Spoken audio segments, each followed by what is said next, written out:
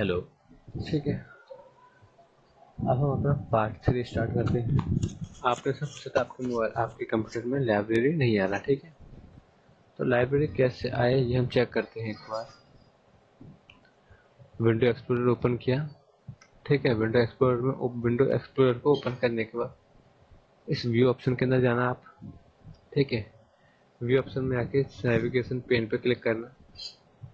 View option में आकर इस नेविगेशन पेन पर ओपन करना, वो क्लिक करना। यहाँ पे आएगा शो लाइब्रेरी। आपके में अनमार्क होगा, इसको मार्क कर लेना। आपके में अनमार्क होगा, इसको मार्क कर लेना। आपके में लाइब्रेरी शो हो जाएगी, ठीक है। यहाँ पर आपकी लाइब्रेरी शो हो जाएगी, ठीक है। अब हम आगे देखते हैं।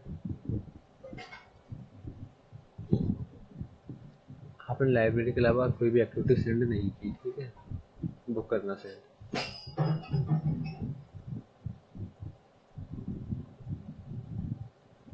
अब आ रहा है ऑप्शन, क्या है next, viewing properties of files and folders. Viewing properties of files and folder. किसी भी फाइल या फोल्डर की प्रॉपर्टी कैसे हम देखें, किसी फाइल या फोल्डर की प्रॉपर्टी कैसे देखें, किसी भी फाइल की या फोल्डर की प्रॉपर्टी कैसे। प्रॉपर्टी मतलब क्या, डिटेल्स। प्रॉपर्टी मतलब क्या, डिटेल्स। किसी फाइल या फोल्डर की प्रॉपर्टीज कैसे चेक करें, तो क्या तरीका है। सबसे पहले जिस फाइल या फोल्डर की प्रॉपर्टी देखी उस फाइल को पूरा सिलेक्ट करो, ठीक है। सिलेक्ट किया, फिर सिलेक्ट करके प्रॉपर्टीज ऑप्शन पर क्लिक कर दो। सिलेक्ट करके प्रॉपर्टीज ऑप्शन पर क्लिक कर दो, और ये प्रॉपर्टीज ऑप्शन कहाँ पर आएगा, ऑर्गेनाइज मेन्यू में। ऑर्गेनाइज मेन्यू में सर, जैसे कि मेरे को इस फोल्डर की प्रॉपर्टी देखनी है क्लास 8 की, ठीक है। तो इसको मैंने 8 पर क्लिक किया, यानी मैंने फोल्डर को सिलेक्ट किया। फिर मैं ऑर्गेनाइज मेन्यू में गया, ऑर्गेनाइज मेन्यू में जाकर प्रॉपर्टीज को क्लिक किया। तो ऑर्गेनाइज मेन्यू में मेरा नहीं आ रहा है, मेरा आ रहा है ओपन मेन्यू में प्रॉपर्टीज। आपके में ऑर्गेनाइज में आ रहा होगा तो चेक कर लेना। मैंने प्रॉपर्टीज पर क्लिक किया, अब देखना क्या क्या लिख के आ गया। लिख के आ गया कि इसका साइज कितना है, ठीक है। इसकी लोकेशन लिख कर आ गई, नाम लिख कर आ गया, नंबर ऑफ फाइल्स लिख कर आ गया, है ना, नंबर ऑफ फोल्डर्स लिख कर आ गया, ठीक है। ये फोल्डर कब क्रिएट किया गया था ये भी लिख कर आ गया, ठीक है। सब कुछ इसमें लिख कर आ जाता है प्रॉपर्टीज में, बहुत सारी डिटेल्स आ जाती है। तो इस तरह से आप प्रॉपर्टीज ऑप्शन पर क्लिक करके प्रॉपर्टी चेक कर सकते हो, ठीक है। और ये जो चीज हमें दिखाई देती है उसको हम क्या बोलते हैं, प्रॉपर्टीज डायलॉग बॉक्स। ये जो भी हमें दिखाई दिया था इसको बोलते हैं प्रॉपर्टीज डायलॉग बॉक्स, ठीक है। नेक्स्ट टॉपिक आपसे कह रहा है, ये तो छोटे छोटे टॉपिक है, छोटे छोटे, ठीक है। नेक्स्ट टॉपिक आपसे क्या कह रहा है, creating shortcut to desktop. Desktop पर कुछ शॉर्टकट फोल्डर रहते हैं। Creating shortcut on desktop. Shortcut मतलब क्या, अब जैसे कि मैं आपको समझाऊँ शॉर्टकट मतलब क्या। अब मेरे को सपोज करूँ, मेरे को आपका ही हिस्ट्री का मेरे को खोलना है, हिस्ट्री के पेपर्स खोलने हैं। हिस्ट्री की फाइल से मैं पहले क्या करूँगा, बिल्डर को ओपन करूँगा, ठीक है। फिर आपके फोल्डर पे आऊँगा, फिर क्लास 8 सेलेक्ट करूँगा, फिर यहाँ पे हिस्ट्री वगैरह सेलेक्ट करूँगा। तो काफ़ी टाइम लगे मेरे को। मैं चाहूँ कि मेरे को एक ही बार मिल जाए, तो पता है क्या करूँगा, इसका नाम एक शॉर्टकट क्रिएट कर लूँगा,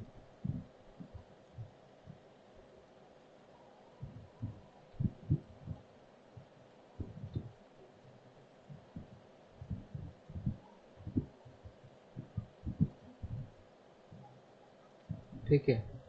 अब मेरे को हिस्ट्री का फोल्डर अगर ओपन करना है तो देखो लिख के आगे हिस्ट्री शॉर्टकट। अब मेरे को सारे स्टेप्स करने की जरूरत नहीं, केवल मैं इसको ओपन करूँगा, मेरे सारे हिस्ट्री की फाइल्स आ जाएंगी मेरे पास, ठीक है। तो उसको बोलते हैं शॉर्टकट। अब ये कैसे करते हैं क्रिएट, देखो बुक में पढ़ जरा क्या लिखा हुआ है। जिस फाइल का या जिस फोल्डर का शॉर्टकट क्रिएट करना है उस फाइल को या फोल्डर को क्या करो, फिर सेलेक्ट करो, फिर उस पर राइट क्लिक करो। राइट क्लिक करने के बाद सेंड टू ऑप्शन पर क्लिक करो। मैंने भी सेंड टू ऑप्शन पर क्लिक किया था। आप वीडियो को बैक करके देखना, स्पीड स्लो करके समझ आ जाएगा, ठीक है। फिर डेस्कटॉप सेंड टू ऑप्शन पर क्लिक करके आपको वहाँ पर डेस्कटॉप क्रिएट शॉर्टकट पर सिलेक्ट कर देना है। आपको शॉर्टकट रेडी हो जाएगा, आपका शॉर्टकट रेडी हो जाएगा डेस्कटॉप पर। डेस्कटॉप मतलब क्या, तो सबसे पहले जो स्क्रीन आती है यहाँ पर इस वाले पेज पर आपका सॉफ्टवेयर क्रिएट हो जाएगा। ठीक है, do you no shortcuts are created on various locations like desktop, inside a folder, etc. Shortcuts are very convenient as you do not require to go to the actual location of file to access it. Instead, we click on respective shortcut to open। वो क्या कह रहा है, पहले तो ये कह रहा है कि जब शॉर्टकट क्रिएट करते हैं हम कहीं किसी भी जगह पर बना सकते हैं, जरूरी डेस्कटॉप पर ही बनाए। अभी जो हमने बनाया हमने डेस्कटॉप पर बनाया, पर हम जरूरी कि डेस्कटॉप पर ही बनाए, हम किसी दूसरे फोल्डर के अंदर बना सकते हैं, कहीं और बना सकते हैं। ठीक है, तो क्या है शॉर्टकट्स काफ़ी कन्वीनियंट होते हैं। क्यों? इसकी वजह से हमें एक्सेस पोजीशन पर नहीं जाना पड़ता, क्योंकि अगर हम एक्सेस फाइल या फोल्डर पर जाएं तो काफ़ी टाइम वगैरह लगता है। ठीक है, तो उसको सेव करने के लिए हम क्या करते हैं, शॉर्टकट्स का यूज करते हैं। तो देख के लिए है ना, छोड़ो उसको, इस काम को नहीं। सीडी बर्निंग 2 मिनट जरा पढ़ो, मैं बताता हूँ क्या लिखा हुआ है ये।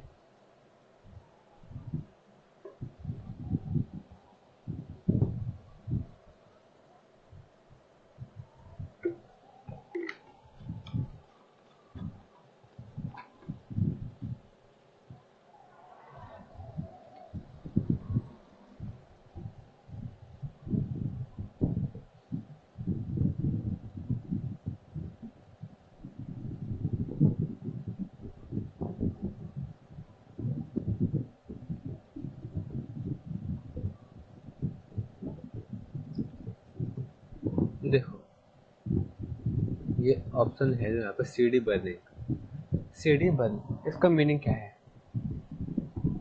आपको जब भी कोई फाइल लगानी होती है ना अपने सिस्टम पे, अभी मैं करके नहीं दिखा पाऊंगा। ठीक है, अब हम जब भी अपने लैपटॉप में कोई सीडी या डीवीडी लगाते हैं तो हमें ना पहले से बर्न करना पड़ता है। इसे बर्न मतलब जलाना पड़ता है। क्या? नहीं नहीं नहीं, यहाँ पे बर्न का मतलब जलाने से नहीं है, यहाँ पे बर्न का मतलब है उसके डेटा को ना अपने सिस्टम में कॉपी करना होता है। सर हम कॉपी तो करते नहीं है, हाँ आप कॉपी करते नहीं हो, पर जो वहाँ पे हम ऑटोमेटिकली कर देना, ऑटोमेटिकली सिर्फ वर्चुअल कॉपी क्रिएट हो जाती है, एक नकली की कॉपी क्रिएट हो जाती है उस नकली। अब क्योंकि अगर हम सीडी के अंदर फाइल होती है तो वो सीडी से डायरेक्ट प्ले नहीं होती है, उसकी एक नकली कॉपी हमारे सिस्टम में क्रिएट हो जाएगी। और जब नकली कॉपी क्रिएट हो जाएगी तब जाके हमारा सिस्टम उस नकली फाइल को ओपन करता है। ठीक है, तो इस नकली फाइल को क्रिएट करना, इस नकली कॉपी फाइल को क्रिएट करना, उसको हम कहते हैं बर्निंग। उसको हम क्या कहते हैं, बर्निंग। तो सीडी बर्निंग क्या है, process of copying file to CD और डीवीडी, सीडी या डीवीडी की फाइल्स को कॉपी करना। ठीक है, तो इसके लिए हमें क्या क्या करना पड़ता है, तो पहले तो आपको 3 चीज़ें चाहिए।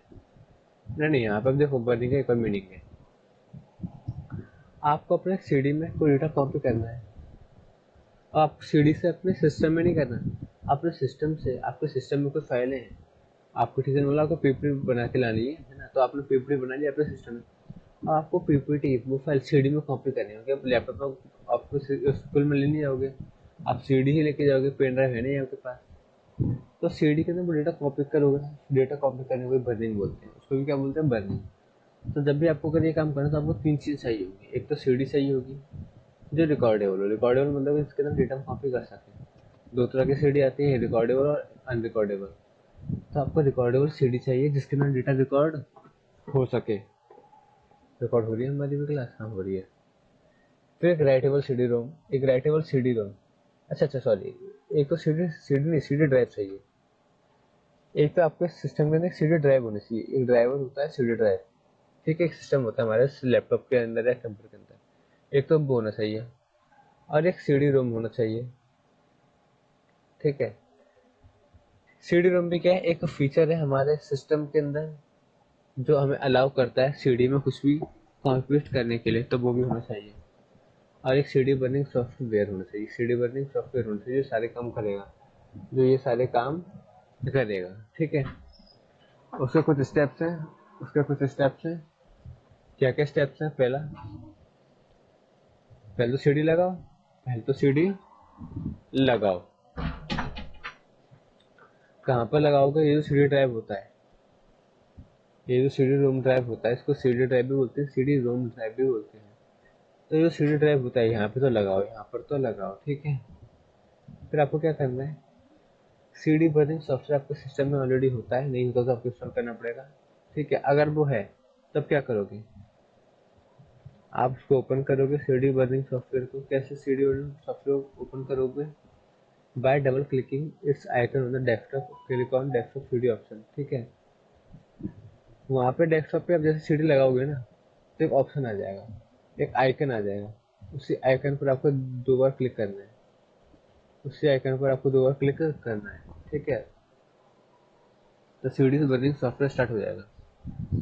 और जब ये स्टार्ट हो जाएगा फिर आपको क्या करना है, डेटा CD ऑप्शन पर क्लिक करना है, डेटा CD ऑप्शन पर क्लिक करना है।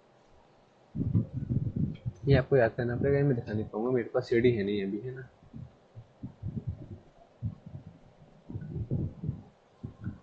तो उसके बाद आपको क्लिक करना है किस पर, उसके बाद क्लिक करना है add button to browse and browse पे, ऐड बटन टू ब्राउज पे, इस बटन पर आपको क्लिक करना है, इस ऑप्शन पर आपको क्लिक करना है। फिर आपको सेलेक्ट करना है कि आपको कौन कौन सी फाइलें कॉपी करनी है, आपको कौन कौन सी फाइलें बर्न करनी है, आपको कौन कौन सी फाइलें कॉपी करनी है, उनको सेलेक्ट करो। सेलेक्ट कर लिया, फिर नेक्स्ट ऑप्शन पर क्लिक करो, नेक्स्ट ऑप्शन बटन एक आएगा, नेक्स्ट ऑप्शन ये लिखा हुआ है, ठीक है। इस ऑप्शन पर क्लिक करो, ठीक है। To write the dated file to CD, उसको छोड़ दो बेशक। फिर आएगा लास्ट में, जब आप नेक्स्ट ओपन कर नेक्स्ट पे भी क्लिक कर दोगे तो एक लास्ट में ऑप्शन आएगा बर्न, क्या आएगा, बर्न, ये लिखा हुआ है यहाँ पे बर्न। तो आप बर्न ऑप्शन पर क्लिक करो, बर्न ऑप्शन पे जैसे क्लिक करो फाइलों कॉपी हो जाएंगी, फाइलों कॉपी हो जाए फिर आप क्या कर दो, ओके पर क्लिक कर दो, यहाँ पे ओके आएगा, आप ओके पर क्लिक कर दो। जैसे data disc burning dialog box appear हो, ठीक है। सर अगर ओके आ रहा है तो ओके का मतलब क्या, ओके का मतलब ये है कि सारी चीज़ कंप्लीट हो चुकी है, सारी चीज़ें कंप्लीट हो चुकी है, क्योंकि डायलॉग बॉक्स जो अपेयर होगा वो कब होगा, जब बर्निंग प्रोसेस कंप्लीट हो जाए, ठीक है। तो ये आपको याद करना पड़ेगा बेसिकली, ये मैं करके नहीं दिखा सकता, है ना।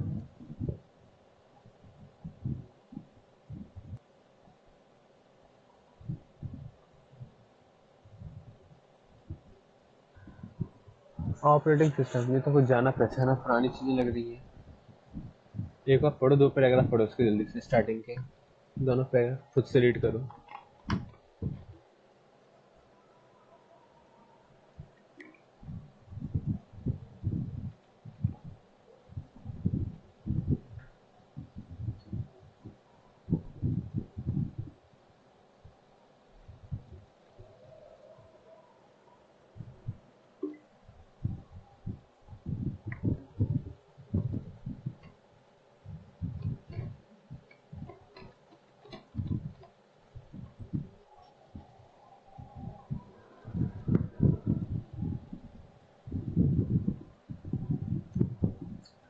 आई थिंक आपने पढ़ लिया होगा, है ना।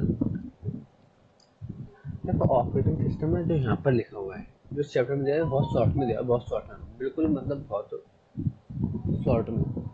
आप तो ऑपरेटिंग सिस्टम से ज़्यादा डिटेल में पढ़ चुके हो प्रीवियस चैप्टरों में, प्रीवियस क्लास में, है ना। तो यहाँ पे तो बहुत इजी चीज़ें दी हुई है। क्या दिया हुआ है, a good and efficient house owner manages all the affairs at home efficiently and effectively. The parents act as the managers of the home affairs. वो कह रहा है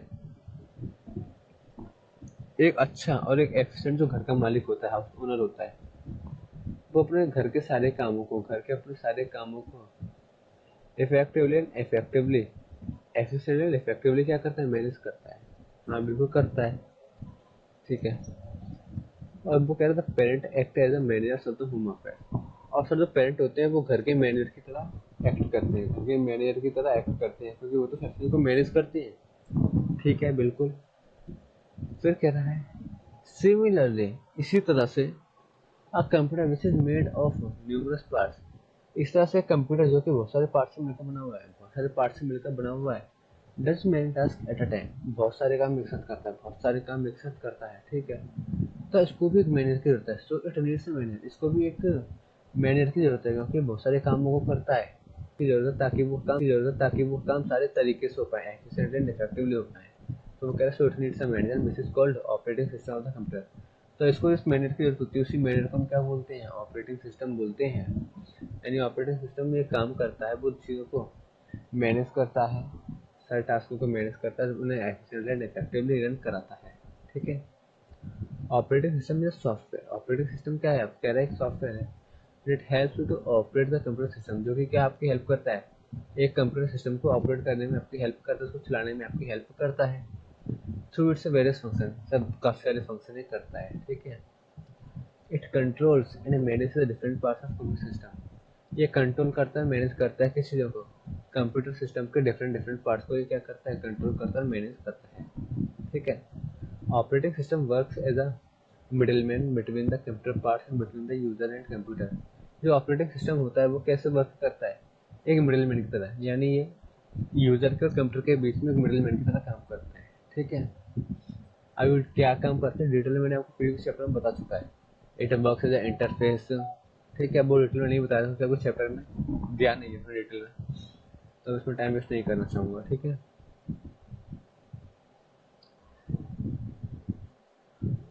अब एक दिया हुआ है इसमें GUI और एक विंडोज़, और ये चैप्टर दिया हुआ है, बेसिक चीज़ दी हुई है। GUI graphical user interface, graphical user interface. The graphical user interface is a type of user interface. Sir graphical user interface क्या है, एक तरह का यूजर इंटरफेस है, एक तरह का यूजर इंटरफेस है। ठीक है। that allows users to interact that allows user to interact with electronic device through graphical icons and visual indicators. The icon action in a GUI are usually performed through direct manipulation of graphical elements. For example, all the versions of Microsoft Windows utilize a GUI, whereas MS-DOS does not. Sir क्या दिया हुआ है ये, देखो interface का meaning मैंने आपको बता चुका हूँ ऑलरेडी, आप भूल गए होंगे, मुझे पता है। तो अगर मैं शॉर्ट में बोलना चाहूँ तो यूजर इंटरफेस क्या होता है, यूजर इंटरफेस, यूजर भी छोड़ो, इंटरफेस क्या होता है। अगर मैं इसकी बात करूँ थोड़ा टाइम लग जाएगा समझना जरा, और टाइम तो लगेगा ही लगेगा, अगर आप पुरानी चीज़ों को भूलते जाओगे तो टाइम लगेगा। ठीक है। आप पुरानी चीज़ों को अगर याद करके रखते चलोगे और टाइम नहीं लगेगा। तो इंटरफेस मतलब क्या होता है, कोई आइडिया। मेरे को एक फोल्डर ओपन करना है, मेरे को हिस्ट्री शॉर्टकट फोल्डर क्या करना है, ओपन करना है। तो क्या मैं इसको उंगली से टच करूँ क्या, खुल जा, हाथों से खोलना खोलूंगा क्या मैं इससे, क्या मैं इसको खोल पाऊंगा, क्या मैं सिस्टम के अंदर जाकर इसको ओपन कर पाऊंगा इस फोल्डर को, नहीं। मैं तो अंदर करती नहीं, मैं तो बाहर से 2 बार क्लिक करूंगा, ये ऊपर ओपन हो जाएगा, मैं बाहर से 2 बार क्लिक करूंगा, ये मेरा ओपन हो जाएगा। बिल्कुल ठीक है। मैं 2 बार लेफ्ट क्लिक करूंगा, मैं मेरा ओपन हो जाएगा ये। तो ये जो हो रहा है कैसे हो रहा है, फाइल सिस्टम के अंदर है और हम बाहर हैं और हम उसको टच कर रहे हैं, ये ओपन कैसे हो रहा है। तो ये जो बीच में जो रास्ता बना है ना, ये फाइलों को ओपन करने का रास्ता जो दिखाई नहीं देता, ये दिखाई ही नहीं दे रहा, पर जिसकी वजह से हम क्या कर पा रहे हैं, फाइल को ओपन कर पा रहे हैं, बंद कर पा रहे हैं, फाइल को ओपन कर पा रहे हैं, क्लोज कर पा रहे हैं, फाइल को चेंज कर पा रहे हैं, व्यू कर पा रहे हैं। तो ये सब वर्चुअल जो रास्ता है जो हमें दिखाई नहीं दे रहा, इसी रास्ते को बोलते हैं इंटरफेस, इसी रास्ते को क्या बोलते हैं, इंटरफेस। फिर वर्ड आता है यूजर इंटरफेस। यूजर इंटरफेस मतलब क्या, ऐसा इंटरफेस यूजर फ्रेंडली हो, ऐसा इंटरफेस यूजर फ्रेंडली हो। यूजर फ्रेंडली मतलब क्या, सर अभी तो ये 2 बार क्लिक करना है, बहुत इजी हो गया, बहुत इजी हो गया। अगर हमसे बोल दे कि इसको ओपन करने के लिए ना आपको बहुत सारे कमांड देने पड़ेंगे, बहुत सारे कमांड देने पड़ेंगे, तो ये काफी मेरे लिए भी और आपके लिए भी क्या हो जाएगा, डिफिकल्ट हो जाएगा कि एक फाइल को ओपन करने के लिए तो उसके सारे कमांड याद रखो, फिर उनको सही जगह पर अप्लाई करो। ठीक है। तो अगर इस जगह पे बहुत सारे कमांड हमें देने पड़ते हैं तो हम कहते हैं कि ये यूजर फ्रेंडली नहीं है, तो हम बोलते हैं यूजर फ्रेंडली नहीं है। यानी ऐसा इंटरफेस जो यूजर्स को इजी लगे, ऐसा इंटरफेस जो यूजर्स को क्या लगे, इजी लगे, ऐसे इंटरफेस को बोलते हैं यूजर इंटरफेस, ऐसे यूजर फ्रेंडली इंटरफेस। अब आ रहा है ग्राफिकल यूजर इंटरफेस। ग्राफिकल मतलब क्या, पिक्चर्स, डिजाइन, पिक्टोरियल। पहले अगर भी, अगर आप 1970 से पहले जाओगे, 1970 से पहले जाओगे, ठीक है, तो उस टाइम पर अगर आपको कोई भी फाइल ओपन करनी होती थी, ठीक है, सपोज करो आपको कोई भी फाइल ओपन करनी होती थी, जैसे मेरे को ये फाइल ओपन करनी है, ठीक है, तो यहाँ पिक्चर्स बनी हुई है, ये देखो, ये फोल्डर्स के क्या बने हैं, पिक्चर फॉर्मेट फोल्डर बने हुए हैं। तो इसको मैं ऐसे खोल लेता था, इसको मैं ऐसे खोल लेता हूँ, इजीली खोल सकता हूँ, तो मैं इजीली खोल सकता हूँ। लेकिन अगर 1970 की बात करूँ तो पता उस टाइम पे कैसे ओपन करना पड़ता था, बताता हूँ मैं आपको।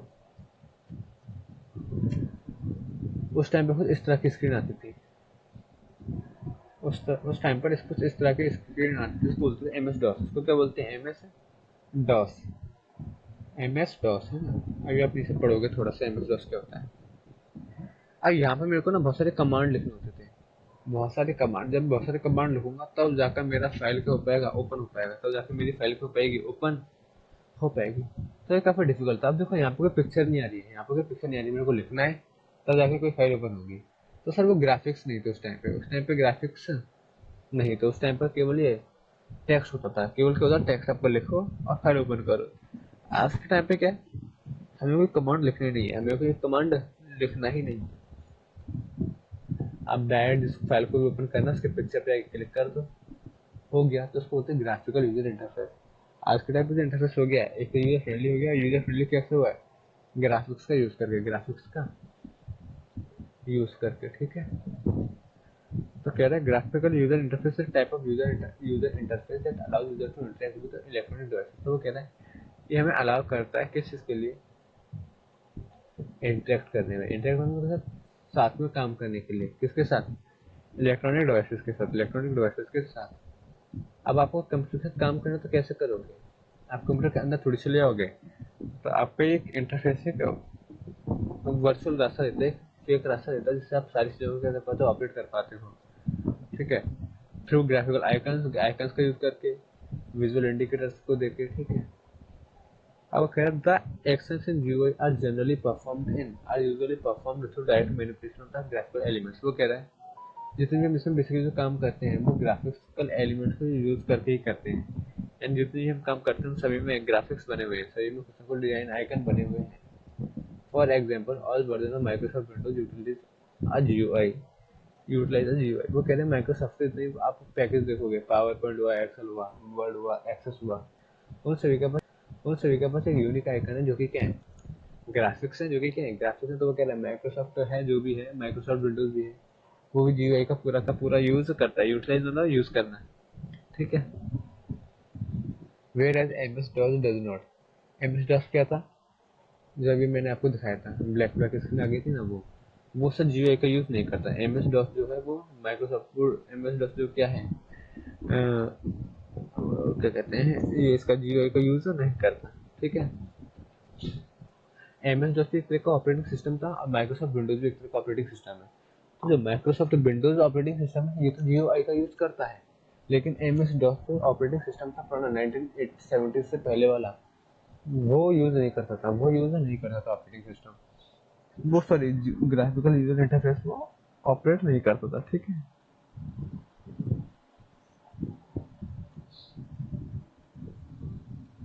A major advantage of GUI is that they make computer operation more convenient। वो करे सबसे बड़ा एडवांटेज क्या है कि ये कंप्यूटर ऑपरेशन को क्या बना देता है, मोर कन्वीनियंट, काफी इजी बना देता है हमारे यूजर्स के लिए, ठीक है। And it's easier to learn and use, और इससे सीखना भी इजी हो जाता है और यूज करना भी इजी हो जाता है, ठीक है। A GUI uses windows, icons and menus to carry out commands। तो जो ग्राफिकल यूजर इंटरफेस तो वो क्या क्या चीज़ों का यूज करता है, विंडो का ऑप्शन, विंडो को यूज करता है, अलग अलग आइकन्स को यूज करता है, अलग अलग मेन्यूज को यूज करता है, किस लिए, किसी भी कमांड को करने के लिए, किसी भी कमांड को पूरा करने के लिए। कैरी आउट मतलब करना, कैरी आउट मतलब क्या होता है, करवाना बेसिकली, ठीक है, करवाना। तो किसी भी कमांड को अगर करवाना है तो वो आइकन वगैरह बना देता है, और आइकन वगैरह पे आप क्लिक कर लो, काम हो जाएगा, ठीक है। Such as opening, deleting and moving files, चाहे वो फाइल को ओपन करना हो, चाहे फाइल को डिलीट करना हो, चाहे वो फाइल को मूव करना हो, ठीक है। Although many graphical user interface operating systems are navigated through the use of mouse, the keyboard also can be utilized by keyboard shortcuts। वो कह रहा है बेशक बेशक काफ़ी सारे जो ग्राफिकल यूजर इंटरफेस के जो ग्राफिकल यूजर इंटरफेस जो ऑपरेटिंग सिस्टम जो होते हैं उनको ना हम यूज़ कैसे करते हैं, नेविगेशन मतलब अब यहाँ पे रास्ता दिखाने से नहीं, यहाँ पे उसका यूज़ करने से। तो काफ़ी सारे ऑपरेटिंग सिस्टम के कुछ सारे कमांड हैं जो हम कैसे यूज़ करते हैं, थ्रू यूज ऑफ माउस, है ना, माउस। लेकिन ऐसा जरूरी नहीं है कि आप माउस का यूज़ करके ही करो कोई भी काम, आप बिना माउस का यूज़ करे भी कब बाकी सारे काम कर सकते हो। वो लिखा हुआ है कि keyboard can also utilized by using keyboard shortcuts. आपके पास अगर माउस नहीं है ना तो अभी आपको बिना माउस वाले काम कर सकते हो कीबोर्ड शॉर्टकट्स, कीबोर्ड का यूज़ करके। कीबोर्ड में कुछ शॉर्टकट्स होते हैं जो आपको पता होना चाहिए, आप बिना माउस के भी काम कर सकते हो, ठीक है। फॉर एग्जाम्पल वो कह रहा है it is much easier for a new user to move a file from one directory to another by dragging its icon with the mouse than by having to remember and type command to accomplish some task। क्या कह रहा है मैं समझाऊँ आपको। Basically suppose करो मेरे को ये फाइल है, ये क्वेश्चन 6 और क्वेश्चन 5 नाम की फाइल है, मेरे को फाइल में कॉपी करनी है। तो इसका कमांड तो ये है कि मैं इसको कॉपी करूँ, फिर इसको ओपन करूँ, फिर यहाँ पे कंट्रोल भी करके पेस्ट करूँ, ठीक है। लेकिन काफ़ी हेक्टिक हो गया। लेकिन माउस से ना ये काफ़ी इजी रहेगा। माउस से मैंने इसको सिलेक्ट किया और यहाँ पे ड्रैग किया, कॉपी हो गया। देखो इसके अंदर भी आ गया क्वेश्चन 5, ये रहा, आ गया नहीं आ गया। तो वो कह रहा है कि ठीक है बेशक कुछ काम ऐसे हैं जो हम माउस से करते हैं, हम कीबोर्ड से भी कर सकते हैं, लेकिन माउस से फिर भी इजी रहता है। माउस से फिर भी क्या रहता है, इजी रहता है। माउस से फिर भी इजी रहता है, ठीक है। फिर क्या कह रहा है, GUI ऑपरेटिंग सिस्टम है become the dominant operating system. वो कह रहा है ग्राफिकल यूजर इंटरफेस वाले जो ऑपरेटिंग सिस्टम है वो आज के टाइम में डोमिनेंट हो चुके हैं। डोमिनेंट मतलब क्या, उन्हीं की चलती है आज के टाइम पे, उन्हीं की चलती है। तो क्या इंसान थोड़ी है ये। इसका मतलब ये है कि आज के टाइम पे सबसे ज़्यादा यूज़ किए जाते हैं वो ग्राफिकल यूजर इंटरफेस ही किए जाते हैं, ठीक है। User present day and users है ना, आज के टाइम पे जो यूजर्स यूज़ करते हैं वो GUI ऑपरेटिंग सिस्टम यूज़ करते हैं, ठीक है।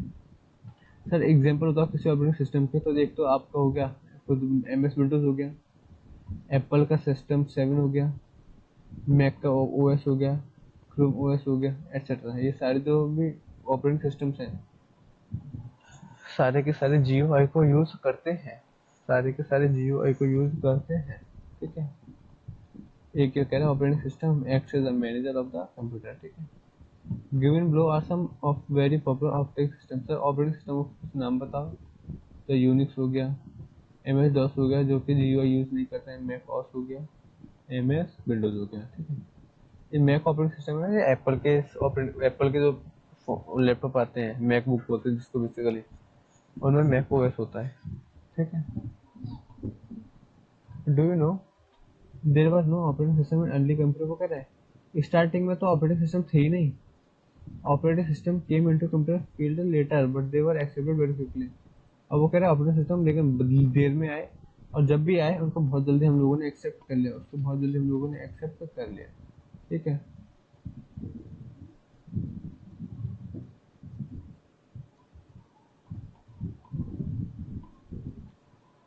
MS विंडोज के बारे में बात कर रहा है अभी, खत्म करते हैं इसको। MS विंडोज क्या है basically, Microsoft Windows, Microsoft Windows. In the following pages you will learn about MS Windows. वो कह रहा है अभी आगे के जो चैप्टर रहेंगे उनमें आप MS विंडोज के बारे में बहुत डिटेल में पढ़ोगे, ठीक है। आपसे बता रहा है it is the most popular software in the world today. आज के टाइम पे वर्ल्ड में क्या है सबसे बड़ा सॉफ्टवेयर, सबसे ज़्यादा पॉपुलर सॉफ्टवेयर है माइक्रोसॉफ्ट कॉर्पोरेशन। माइक्रोसॉफ्ट कॉर्पोरेशन एक कंपनी है USA की जिसने ये बनाया है, यूजर फ्रेंडली सिस्टम। यानी जो माइक्रोसॉफ्ट विंडोज का जो सॉफ्टवेयर वो किसने बनाया है, एक माइक्रोसॉफ्ट कॉर्पोरेशन नाम की कंपनी है US की, उसने ये बनाया है, ठीक है। वेर में स्विच ऑन द कंप्यूटर, जैसे हम सिस्टम को स्विच ऑन भी कर देते हैं ना तो ऑपरेटिंग सिस्टम हमारा स्टार्ट हो जाता है, OS हमारा गेट्स लोडेड, ऑपरेटिंग सिस्टम हमारा स्टार्ट हो जाता है कंप्यूटर की मेमोरी में, ठीक है, लोड हो जाता है। This process called booting. और इस चीज़ को हम बोलते हैं बूटिंग। जब ये स्टार्ट हो रहा होता है ना तो इस प्रोसेस को हम बोलते हैं बूटिंग। ये नहीं बोलते सिस्टम स्टार्ट हो रहा है, हम बोलते हैं सिस्टम बूट हो रहा है। सिस्टम क्या हो रहा है, बूट हो रहा है। तो ध्यान रखना बूटिंग किससे कहते हैं, है ना। वाइल कंप्यूटर इज बूटिंग, जब भी आपका सिस्टम बूट कर रहा हो you see a picture of Windows flag, आपको एक विंडो फ्लैग की पिक्चर दिखाई देती है, यानी ये वाली पिक्चर दिखाई देती है, ठीक है, ऐसे है ना। MS Windows system is widely used by people because of the following reason. वो कह रहे हैं लोग ये यूज क्यों करते हैं, काफी सारे रीजन से, एक क्वेश्चन बन सकता है इसके ऊपर कि क्यों लोग यूज करते हैं। तो पहला, प्रोग्राम्स हम arrange in a different folders and files. Sir हमने प्रोग्राम्स को ना अलग अलग फोल्डर और फाइल्स में सेव कर दिया है। अब लिस्ट नहीं बनी हुई ना, हमें कमांड देना, जैसे एमएस डॉक्स में देना होता था, यहाँ पे एक अलग से सेपरेट फोल्डर एंड फाइल्स बनी रहती हैं हर तरह के प्रोग्राम्स के लिए, ठीक है। इट इज ग्राफिक बेस्ड, इसमें पिक्चर्स ज़्यादा यूज होती हैं, इसमें ग्राफिक्स ज़्यादा यूज किए गए हैं, it is graphic based. So you don't have to remember all the commands, तो आपको ज़्यादा कमांड्स यूज करने की जरूरत ही नहीं है। एम एस डॉस जो पहले होता था, हमें सारे कमांड याद रखने पड़ते थे, तो आपको कमांड याद नहीं रखते हैं, जो फाइल ओपन करनी है उसको देखा, उस पर क्लिक किया, हो गया। It has icons which help to do different things quickly. Sir इसमें आइकन है जिससे आप कुछ चीज़ें क्विकली कर सकते हो। सर कुछ चीज़ें क्विकली कर सकते हो मतलब कि आप चीज़ों को इजीली आइडेंटिफाई कर सकते हो, जैसे कि मेरे को फाइल खोलनी है, मेरे को नहीं पता कौन सी फाइल है, मेरे को एक वीडियो खोलनी है। अब सारी फाइलों में कंफ्यूज हो कौन सी वीडियो है, लेकिन मेरे को यहाँ पे आइकन देख के तो चल गया, हाँ आइकन ने मेरी हेल्प की कि हाँ यही वीडियो है। तो मैं इनको सारों को, मेरे को चेक नहीं करना, मैं एक ही फाइल ओपन कर लूँगा सीधे कि हाँ ये वाली है। तो इससे काफ़ी सारे काम मेरे जल्दी हो सकते हैं, ठीक है, और काफ़ी ईजी है यूज़ करने में, आपको कोई ज़्यादा वो नहीं करनी मेहनत, है ना। इंस्पिरेशन क्या कह रहे हैं, विलियम हेनरी बिल गेट्स। तो ये कौन है बिल गेट्स का, अगर आपने कोई नाम सुना हो तो बिल गेट्स का पूरा नाम ये है, विलियम हेनरी बिल गेट्स। ये कौन थे, इस कंपनी के ओनर, इस कंपनी को स्टार्ट करने वाले founder founder of Microsoft corporation. The first version of Windows operating system was developed in 1983। तो सबसे पहले ऑपरेटिंग सिस्टम कब आया था विंडोज का, 1983 में, ठीक है। Do know any are is a CD drive burning software. वो अब आपको बता रहे एक किसी सीडी ड्राइव बर्निंग सॉफ्टवेयर का एग्जांपल दो, तो उन्होंने कहा नीरो, ठीक है। It has to be installed in Windows operating system in order to use it. इसको तो आपको यूज़ करना पड़ेगा, इसको तो आपको यूज़ करना पड़ेगा अगर आप विंडोज में, अगर आपको सीडी ड्राइव यूज़ करनी है तो, ठीक है। वर्स टू रिमेंबर पढ़ लेना। क्वेश्चन आंसर मैं आपको या तो नेक्स्ट वीडियो में कराऊंगा, ठीक है, या फिर लाइव हम क्लास में करेंगे, ठीक है, संडे को, सैटरडे।